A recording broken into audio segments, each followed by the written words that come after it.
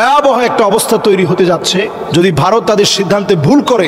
অনেক বড় খেসারত দিতে হবে। স্বাভাবিকভাবে আমরা মনে করতে পারি যে তাদের সৈন্যবাহিনী আছে, তারা অনেক শক্তিশালী, আমরা মুসলমানরা কুলাবো কিভাবে। আমরা ভারতের সেনাপ্রধানের একটা বক্তব্য এবং পাকিস্তানের সেনাপ্রধানের আরেকটি বক্তব্য আমরা দেখেছি। পাকিস্তানের সেনাপ্রধান স্পষ্ট বলেছে যে 13 লক্ষ তোমাদের যে সৈন্যবাহিনী আছে এটা তো আমরাই ভয় পাই না। পাকিস্তানের সেনাপ্রধান কিন্তু এই বক্তব্য দিয়েছে। আমি ক্রমশ যে দৃশ্যপট তৈরি হতে দেখছি, এই দৃশ্যপটগুলা কিন্তু মুসলমানদের মধ্যে উত্তেজনা ছড়িয়ে দিবে এবং একটা সময়ে মুসলমান আসলে নিজেরা কখনো যুদ্ধ করতে চায় না, যুদ্ধ করার জন্য তারা আমাদেরকে উদ্বুদ্ধ করে। ঠিক এমন একটা সময় আসবে যখন মুসলমানদের টাকনু পর্যন্ত রক্ত পৌঁছে যাবে। আমি তো দেখতে পাচ্ছি দেওয়ালে মুসলমানদের পিঠ ঠেকে গেছে।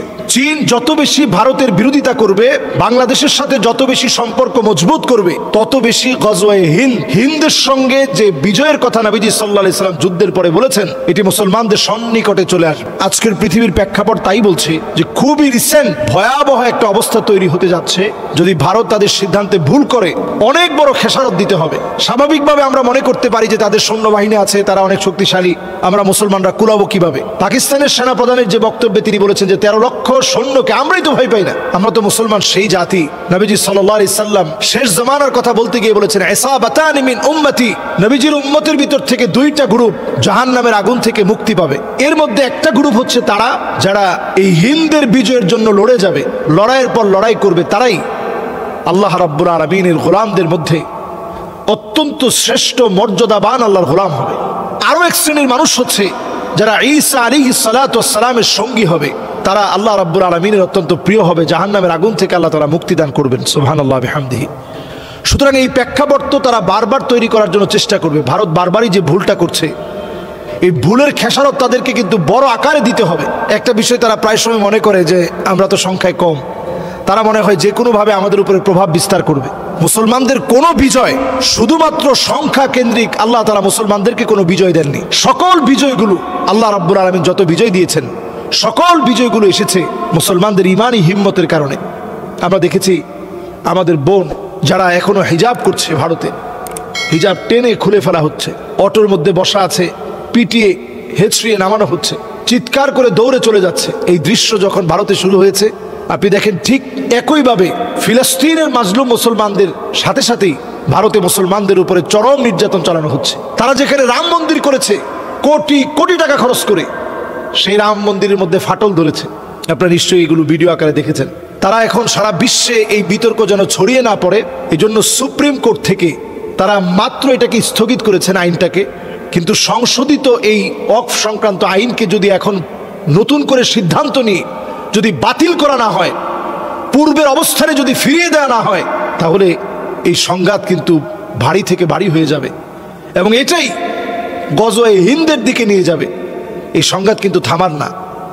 এই সংঘাত যদি তারা নিজ হাতে লাগায়, তাদের পতনটাও খুব স্বল্প সময়ের ভিতরে ইনশাআল্লাহ সুনিশ্চিত হবে। আপনারা দেখে রাখবেন, কারণ মুসলিম তো সেই সে জাতি, তাদেরকে আল্লাহ তাআলা ইমানি হিম্মতের কারণে বিজয় দান করেন। ইমানি হিম্মতের কারণে মুসলমানরা বিজয় অর্জন করে। ইনশাআল্লাহ আল্লাহ তাআলা ঠিকই আমাদেরকে বিজয় দান করবেন। আমরা যারা বাংলাদেশে বসবাস করি, আমরাও যদি তাদের এই কাঙ্ক্ষিত লক্ষ্যে, মুসলমানদের সঙ্গে যদি আমরা না থাকি, মুসলমানের কাঙ্ক্ষিত লক্ষ্যে কিভাবে পৌঁছাবে? এই সময় অন্তত আমাদের ভাইদের ব্যাপারে মার্চ ফর গাজা যেভাবে করা হয়েছে, ঠিক একইভাবে মার্চ ফর বেনাপোল করা উচিত। আরেকটা মুসলমানকে যদি আঘাত করা হয়, তার ব্যাপারে প্রতিবাদের কণ্ঠস্বর যেভাবে মার্চ ফর গাজা আমরা করেছি, প্যালেস্টাইন সলিডারিটি মুভমেন্টের ব্যানারের মধ্যে আমরা যেভাবে মার্চ ফর গাজা করেছি, আমরা মার্চ ফর বেনাপোল করা উচিত। আর একটা জায়গায় যদি মাদ্রাসা মসজিদে আঘাত হয়, এর প্রতিবাদে কথা বলা, আওয়াজ তোলা, এটা মুসলমানের দায়িত্ব। কাজেই ইনশাআল্লাহ সকল জায়গা থেকে আওয়াজ উঠবে। আমরা যেভাবে ফিলিস্তিনের মাজলুমদের পক্ষে কথা বলেছি, ভারতের মাজলুমের পক্ষে আমরা দাঁড়াতে হবে, মুসলমানদের পক্ষে দাঁড়াতে হবে। মসজিদ মাদ্রাসায় হামলাকারীদের দৃষ্টান্ত বিচারের জন্যে সারা পৃথিবীতে একটা আওয়াজ তুলতে হবে। ভারতের অসংখ্য লোক আমাদের মিডল ইস্টে তারা কাজকর্ম করে খায়।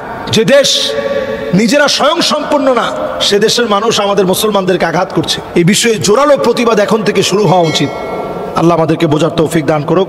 এক ভাই জানতে চেয়েছেন যে পেশাব করার পর 2 থেকে 5 মিনিট পরেও ফোঁটায় ফোঁটায় পেশাব বের হয়, সেক্ষেত্রে নাপাক অবস্থায় কি নামাজ পড়া যাবে?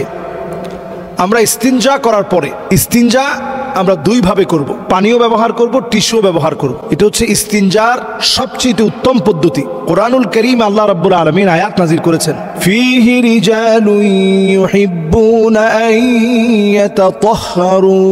এমন কিছু মানুষ আছে যারা পবিত্রতাকে খুব বেশি ভালোবাসে। এরা কেমন? পবিত্রতাকে তারা এতটাই বেশি ভালোবাসে। তো সাহাবায়ে কেরাম বললেন যে আমরা সবাই তো পবিত্রতাকে ভালোবাসি, তো কাদের কথা বিশেষভাবে আল্লাহ তাআলা আয়াতের মধ্যে নাজিল করলেন? তো জানিয়ে দেওয়া হলো, যারা মসজিদে কুবার আশেপাশে আছে, মসজিদে কুবার পাশে বসবাসকারী ব্যক্তিরা, তারা পবিত্রতাকে বিশেষভাবে ভালোবাসে। বিশেষ ভালোবাসার অর্থ হলো সেই জামানায় পানির খুব সংকট ছিল, সেই জামানাতে তারা পানিও ব্যবহার করতেন, টিস্যুও ব্যবহার করতেন। যার সমস্যাটা বেশি আছে তিনি একটু টিস্যুটা ভালো করে ব্যবহার করবেন, একটু সময় নিয়ে ব্যবহার করবেন। পানি ব্যবহার করলেন, টিস্যু ব্যবহার করলেন, ইনশাআল্লাহ সমস্যা থাকবে না।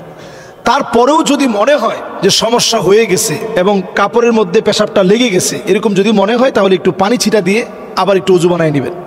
অজু বানায় নামাজ পড়তেছেন, ওই অবস্থায় যদি আপনার কাছে মনে হয় কিছু বের হয়ে গেছে অসুস্থতার কারণে, তাহলে আপনার নামাজ ছেড়ে দেওয়া লাগবে না।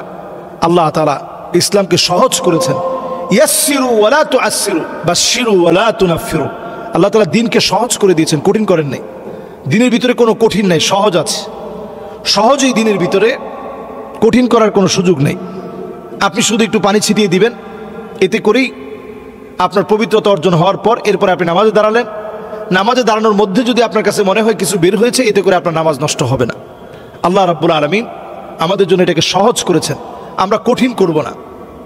হ্যাঁ, নামাজ শেষ হয়ে গেছে, এরপরে আপনার কাছে সন্দেহ ঢুকছে যে হ্যাঁ কিছু তো বের হয়েছে, আগামী ওয়াক্তের নামাজ, যে নামাজ সামনে আসতেছে, এই নামাজ পড়ার আগে আপনি আবার একটু নিজেকে পয় পরিষ্কার করে এরপরে আপনি ওযু করে আপনি নামাজের জন্য দাঁড়ান।